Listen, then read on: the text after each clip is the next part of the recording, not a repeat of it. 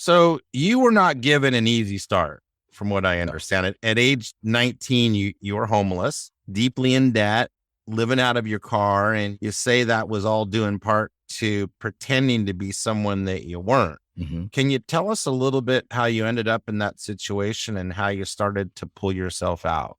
Yeah, man, such a great question. And it's a simple story. I grew up in a very strong Christian faith home, right? I'm blessed to have four parents, four parents. I have two biological parents and then two step parents.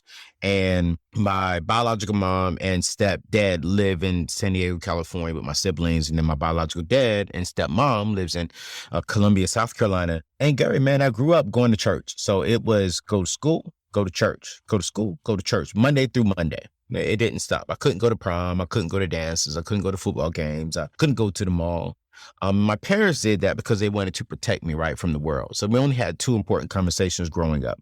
One was what to do if you get put over by the police. And then two is here's how you get into heaven.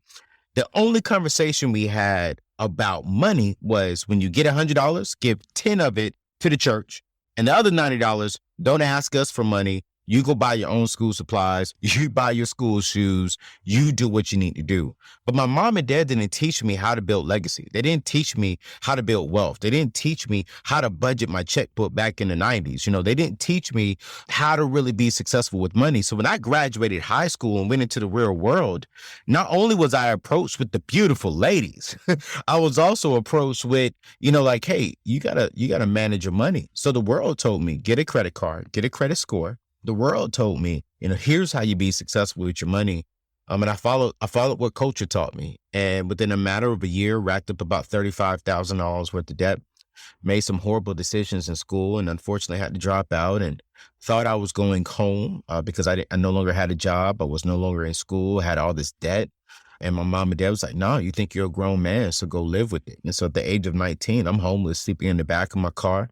All the friends who I tried to impress and wine and dine when I had, the money and the lifestyle. Not one of those individuals offered me a place to come lay my head. So I was homeless and contemplated suicide, questioned my Christianity, faith, and walk, and was just tired, man.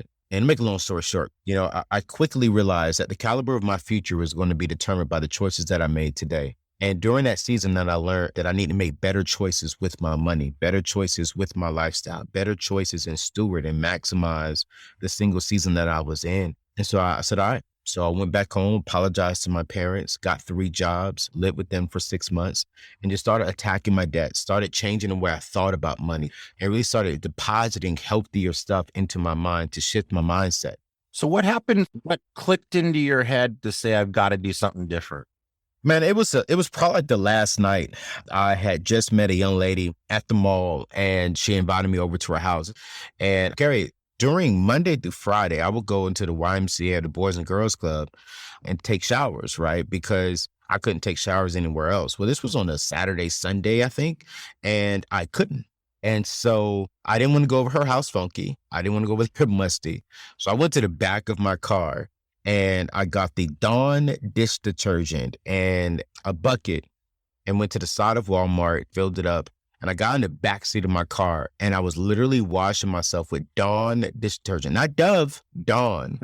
And I see myself in the rear view mirror and I just broke down. And I said, there has to be a different life than this. I was 19 crying. Why am I here? And that was a turning point for me.